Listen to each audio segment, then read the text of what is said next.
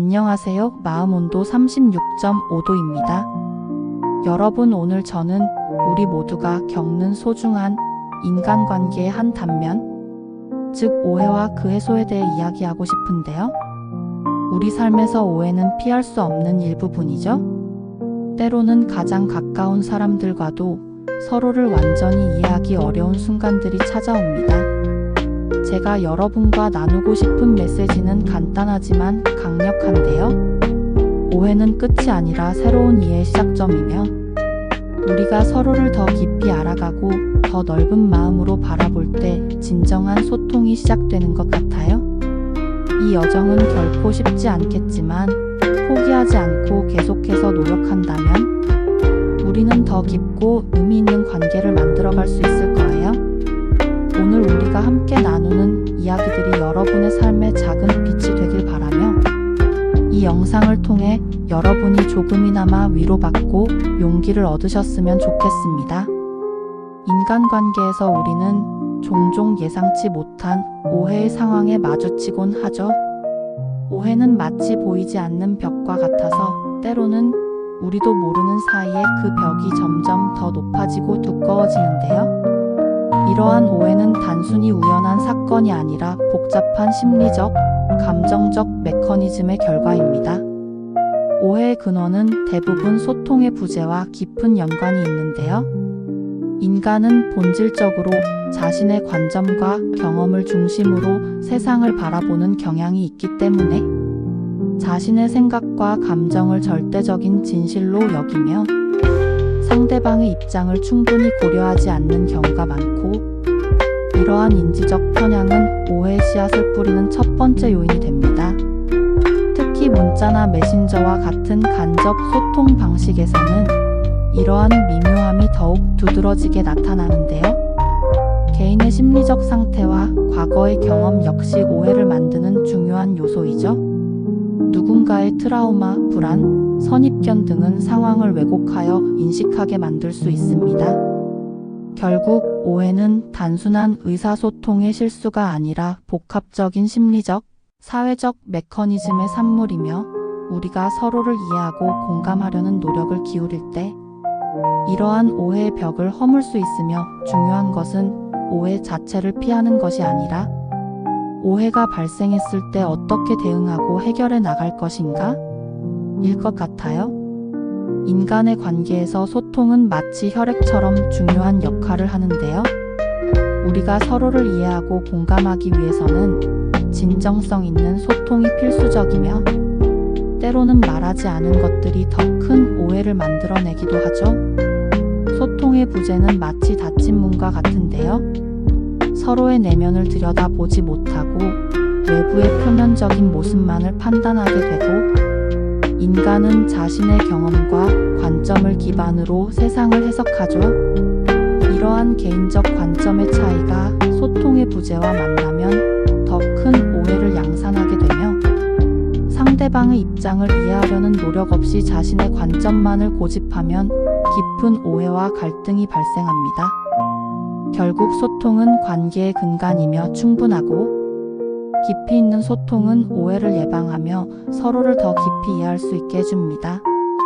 우리가 조금만 더 열린 마음으로 서로의 이야기를 듣고 공감하려 노력한다면 많은 오해와 갈등을 줄일 수 있을 것입니다. 또 우리는 일상생활에서 수많은 대화를 나누지만 그 대화가 항상 우리가 의도한 대로 흘러가지는 않죠. 오해는 대부분 잘못된 소통에서 비롯되며, 효과적인 대화의 핵심은 상대방을 이해하려는 진심과 열린 마음에 있는데요. 먼저 대화를 시작할 때 가장 중요한 것은 상대방의 감정을 존중하는 태도입니다. 상대방의 입장에서 생각하고 그들의 감정을 인정하는 것이 대화의 첫걸음이죠. 화를 내거나 방어적인 태도를 취하면 오히려 상황을 악화시킬 수 있는데요. 차분하고 이해하려는 자세로 접근해야 합니다. 비폭력 대화법은 이러한 상황에서 매우 유용한데요. 이 방법은 상대방을 공격하지 않으면서 자신의 감정과 생각을 명확하게 전달하는 기술이죠. 예를 들어 당신이 무엇을 했다라는 식의 비난조 말 대신 내가 느끼기에 이런 것 같아요와 같은 표현을 사용하면 상대방은 덜 방어적이 되고 더 열린 마음으로 대화에 임하게 될 거예요. 대화 중에는 상대방의 이야기를 적극적으로 경청하는 것도 중요하죠. 단순히 귀를 기울이는 것을 넘어 상대방의 말을 진심으로 이해하려 노력해야 합니다. 때로는 상대방의 말을 반복해가며 제대로 이해했는지 확인하는 것도 좋은 방법인데, 제가 이해한 바로는 당신은 이렇게 느끼신 거군요?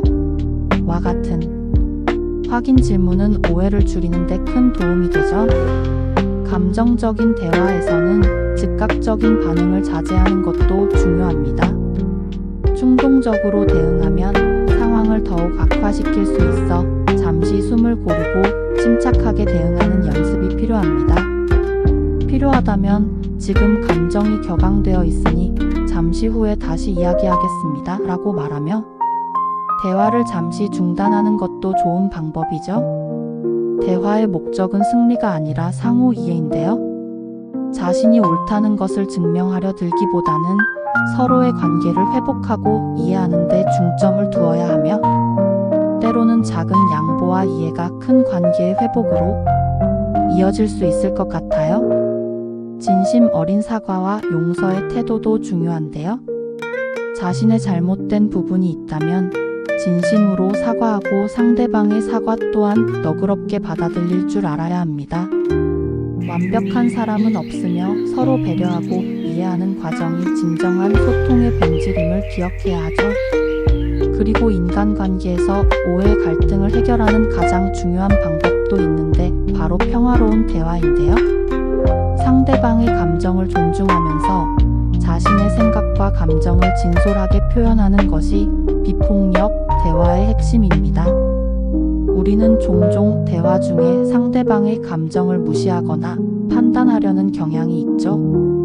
그런데 진정한 소통은 상대방의 감정에 귀 기울이고 그 감정의 깊이를 이해하려 노력할 때 시작되는 것 같아요.